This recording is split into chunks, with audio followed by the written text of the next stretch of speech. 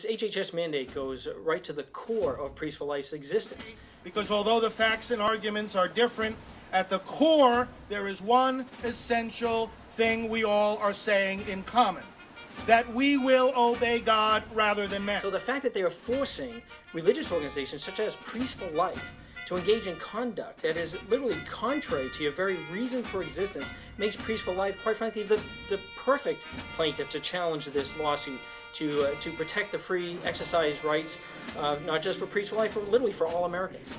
We must care for the least of these. My grandfather, Dr. Martin Luther King, often talked about the least of these. Jesus asked the question, where were you when I was hungry? Where were you when I was thirsty? Where were you when I was in prison? I guess if Jesus were standing right here, and believe me, by the power of the Holy Spirit, I believe that he is, but he might say, where were you when the women were suffering with breast cancer, with strokes, with heart attacks?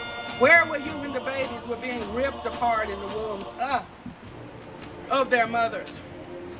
The idea that our federal government, starting from the propositions on which this country was founded, would go so far as to try to use the coercive power of the state to force Americans to violate our religious faith is fundamentally contrary to who we are as a people. Carcinogenic birth control is not health care. It is death care.